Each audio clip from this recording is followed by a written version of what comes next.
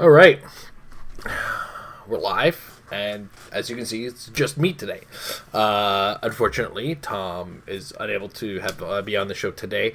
We're hoping to actually kind of have another episode this week, being on Wednesday, just to kind of actually give you guys Meta Lab. Today, I'm probably just gonna ramble, maybe give some channel updates. Explain that this was 100% an accident. I forgot to put a level on my trimmer, and as a result, all we get is this. So I am drawing attention to how bushy this has all become. Oh yeah. Hope everybody's been having a good time. Had a good week where we weren't here. We are on our bi-weekly schedule until more exciting things go on. Some of those exciting things that may actually have some information for us to share. Myself, Tom, and Mike, who's been busy with work lately, are going to be in the Gongai Games. I hope I'm saying that right. Gongai Games 2v2 tournament. Myself and Tom are a team, and Mike and I believe Emily are a team as well. We're all participating in that because it's one of those. This is one of those tournaments where you don't need to devote an entire day to just getting it done. In this case, you just have to, get your time in, get your games in when you can, and get it done. I mean, there is, to a certain degree, a schedule behind it. Like, you have to get it all done. But it's like, I think this week we have to play 3 games across the week. So, that's going to be, it's going to be a little bit more relaxing than most tournaments, which is pretty cool. Can't argue with that. So I'm actually playing my first one of that one midnight. I'm not sure if I'm going to be allowed to stream. I should double check if I'm allowed to stream my games. If I am, I will. And my first game is probably going to be an absolute trouncing because I am playing against Easton Brock. It is what it is, right? You play your butt off, do the best you can with the team that you have, and see how it goes. We may get into it more later on in the week, but I'm going with a hybrid. I mean, it's not a hybrid. It's a straight-up Spider-Man family theme team, but it's not straight-up Spider-Man family. I'm intermixing some ruler and celebrities in there to gain the keyword, as it were. When I found out that the Joker that creates other Jokers had the celebrity keyword, I got really excited and decided this is my life now. This is how I'm going to do this. So I'm looking forward to seeing how that works out for me, in the least. Apologize, you're going to get the drink breaks because I don't have somebody to cover for me during that. But as far as like what I've been up to this week in Heroclix, we're back to being able to run small tournaments at our local venue again, which is great. This week we had our Halloween hangover where we gave double points for players who brought in monster themed teams. It's the day after Halloween, why not? Next week we're kind of, hey, there's an election, so rulers and politician keyword will get double league points for that as well. Lots of interesting monster themed teams I got to see, so it was a lot of fun and not too like hardcore. Yeah, so it was a good time, good fun. It's always fun to kind of let the hair loose and have some fun, to say the least. When everybody's not trying at their darndest, it leaves the air a little cooler, as it were. But aside from that, I haven't really been. I like most of my activity is going to be starting tonight at midnight, and then going from there and finding out the best, or doing as best as I can. It's kind of slow time for Heroclix, so that's part of why we've kind of gone with a bi-weekly schedule. I'm not really going to go over previews today and whatnot. I will, field questions if you have questions. If you're in the live chat, please bombard me with questions, because to be brutally honest, when I don't have people to bounce off of, or if you want topics for me to cover, by all means, bring them up, because I'm running a little dry. As far as that's concerned, mostly because I'm saving a lot of the good stuff for Wednesday. There are gonna, I think what I should do is start talking about some of the channel updates, because obviously we've been a little dry for content, and that is, not without its own reasons. Our our Patreon is kind of on hold again until we can play catch up.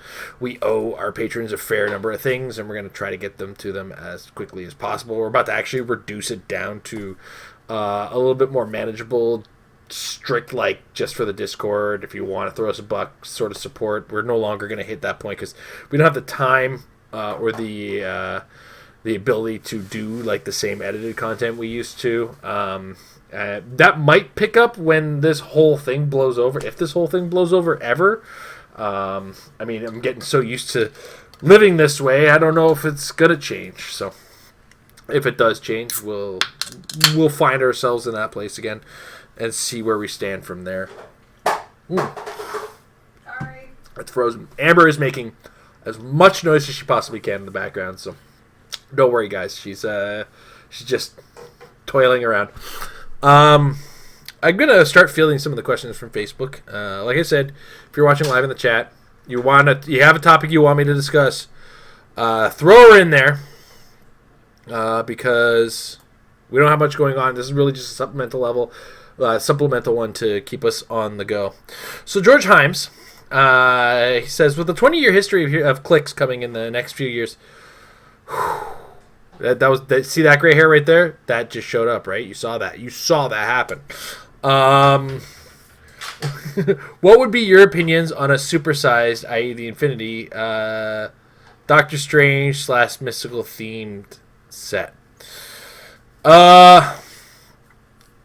Celebrating 20 years, it's an interesting one because one of the things that they've seemed to be doing with the 5-year anniversary sets, examples being, 10th anniversary and 15th anniversary, they always have kind of a throwback to old sets that they've had, and kind of not necessarily just throwback, but kind of remind people of how Heroclix used to be while compared to what it is now. 10th anniversary, I thought, did it the greatest. They had every figure. There was 2 of the character in that set, and the one figure would be representative of the old days of Heroclix. Mostly just what you see is what you get for powers on the dial, but then they also had the ability to upgrade, as it were, to another one that follows the more modern design. In set, if you kind of ignored that whole mechanic, you had an old school character and a new school character. So an example would be Thor. There's a Thor that was like 120 points and really endemic of, even though the figure style wasn't necessarily the Ultimate Thor, the dial was styled like Ultimate Thor. And, they kind of threw back to that, gave it the Avengers Initiative instead of the Ultimate Team ability, all that kind of sort of thing. And then they made another Thor that was a little bit more stylized, not necessarily as exactly the same, not as offensive, say, or it functioned differently, but functioned on the new standard. And I thought that was probably one of the peak versions of the anniversary set. The next time they did the anniversary set, the 15th anniversary, they did What If and Elseworlds. So 10th anniversary, DC and Marvel, they had their thing. Like I said, one of each, new and old figure. For What If and Elseworlds, it was less, it was less appealing and less awesome in comparison to 10th anniversary. The throwback this time was in the commons, uncommons, and rares. There was a copy of each character, and if you go back way back in the day, we had that rookie experience veteran of every figure in a set from like the first set to whatever the set was before Avengers and Legion of Superheroes sets that came out around the same time that had the first iteration of the character cards. Prior to that, everything was either a yellow, blue, red, silver, or bronze, if you want to get really technical, around the dial. The yellow represented a rookie, the blue represented an experience, and the red represented a veteran. The silver was a unique, so you couldn't have 2 of that same character on it. And then the bronze was another unique version, but that was the LE, as it were. It was another way of identifying a unique, but it was identifying the fact that, hey, this is a prize figure. This is how you got that, really. And when they did that with Elseworlds and What If, I think it really punched the what if and Elseworlds theming of it and did a lot more damage to it, and made it less appealing.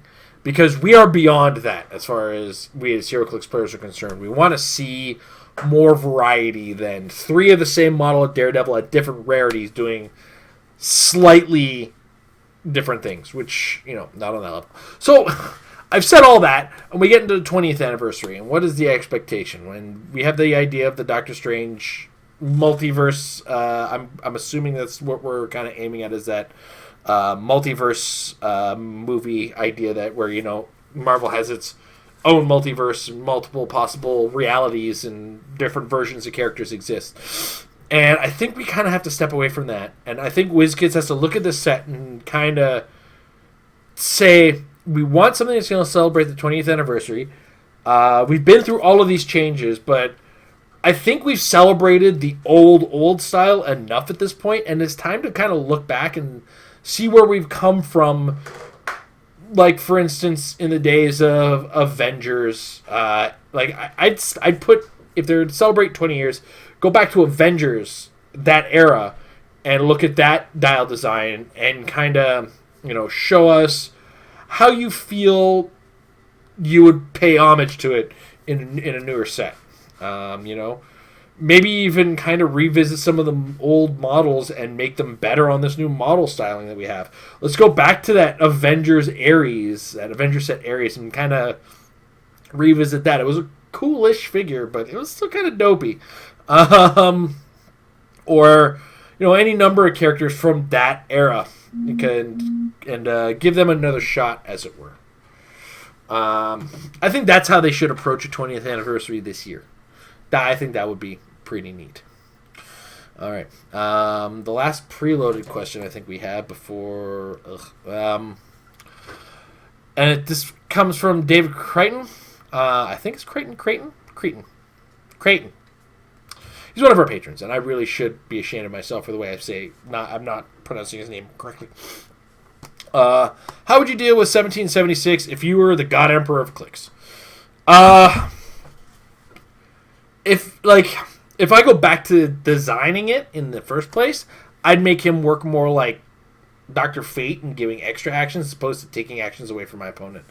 I really feel like a character who exists shouldn't be doing that for the sake of existing. I think there should be some onus or some ability to earn that. He should have to hit somebody. He should have to, hit somebody with an attack in order for that to work. But if I was to take that character and change it based on what it is now, I think I'm still going to stick with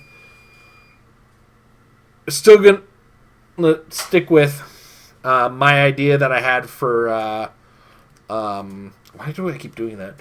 For the watch list change. My idea for the watch list change was to make it a unique modifier. And then that way, if they want to take 2 actions away from you, if you're a 400-point team, a 4-action 300-point team, they need to be within 6 squares of you. Like, that's work to a certain degree, because if you're a 300-point team with leadership, if he by process of being himself removes an action, I still have 3 actions, which not great because I did pay points to get an extra action. What the heck? But I still have 3 actions going for me because, well, I brought leadership. If they play 2, it shouldn't hurt me at that point. Now, if I brought the extra action via the ability of leadership, and then they bring him within 6 squares of me, he is now in a situation where I am able to combat him. So strategically, they have to protect him. And I am given the option within 6 squares of finding a way to deal with him. Now, granted, I only get 2 actions, and he does have a stop click, which means both of those actions do have to kind of go towards him. And that, I think, makes him both good, but not as good, And a chase should be playable. So, if I was to go back to design, back to square one, I think him giving an extra action on top of everything would be a little less feel bad than, say, taking an action off of my opponent for the sake of existing. I think that would be the direction I would go. But again, we go back to this is the world we live in, and if I was to change it, just make it a unique modifier. It doesn't make him bad. It just makes him a little bit more risky. Which is that's the reason people play two of these things. It's not because they want to bring you down to one action if you don't have any leadership. It's in case you bring leadership, you only get 2 actions because they only want you having 2 actions, which is how that kind of goes. Strategically, the team that has been doing well against it is also a team that brings the double 1776, because there's a lot of iterations of teams that can use 1776 and do well with him. And that is, I think, an important element that we have to understand about him is it's not just one team that's really good. It's just other teams that are doing well with him. But also one of the teams that brings him is almost specifically designed to fight him. And that being, of course, the Punisher War Machine variations of builds with him. Because the Punisher War Machine can attack twice, and in a single turn where you can attack twice, both of those attacks can go to the 1776 or to more valuable targets, while still giving you another action aside from that. So all of that kind of combines to absolute nonsense. But now Punisher War Machine has value behind his value. That being, he has been expensive since inception. Since Captain America came out, that is a figure that has cost a lot of money. Even in the earliest stages, I think he was $90. Now he's gone up to almost $200. But now people are using him, as opposed to before, where he was just kind of sitting there and being played mostly in kitchen table games. His newfound dominance is well earned, to say the least. And there's multiple variations of him. I mean, he's a character that made the Carnage symbiote appear to be better than it looked, because when you get the kill, you get the heal. You also get the shape change. A lot of people, there's that discussion of which is better, the Soul Gem or him, because if you use the Soul Gem, you always get the healing. If you use the Carnage, you don't always get the healing, but you do have the shape change, because the +1 defense is taken away with Perplex in a lot of cases. And there's a lot of Perplex out there, to say the least. And there's a lot of +2 Perplexes. There's also Black Panther, which makes any kind of changes you do make to him worthless. I mean, there's so much going on in this game. This is not a bad thing. I love when there's this level of strategy out there. So, aside from that, not much chatter today. But like I said, this is going to be just a supplemental. Kind of babble, enjoy a Monday, give us something to do on a Monday, give everybody an update as to what's going on. Around the channel, like I said, we're working on trying to figure out where we're going to go from here in our future. We're kind of in that weird place, and of course, the state of the world is not helping. We've been in this place for kind of a while, kind of at a creative standstill. It's hard to play the game sometimes when we only have so much time to ourselves. So we're fighting with that. We're fighting with, a lack of motivation. Amber, unfortunately, isn't getting out to play as much as she would like to. I would love to get her playing more often. I am going to do my best to try to change that sooner rather than later. But yeah, it's hard times in Ridgemont High for us, to say the least.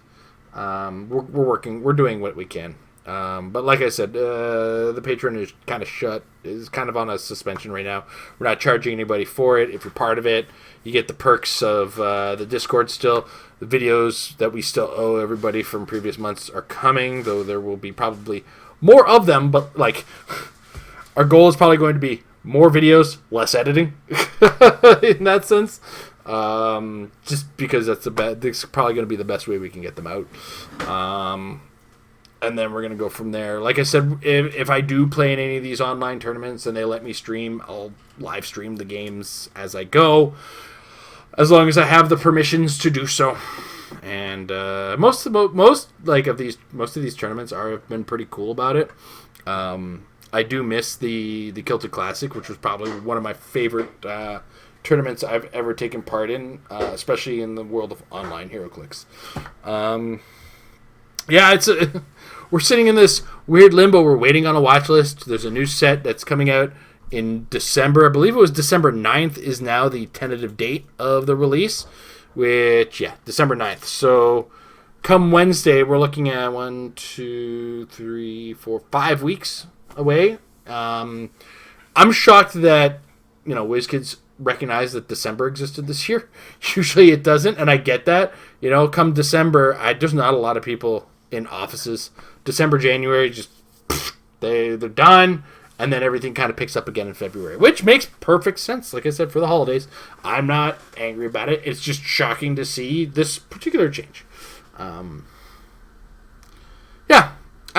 don't know what else to go. I'll just take a peek in the Discord, see what's up.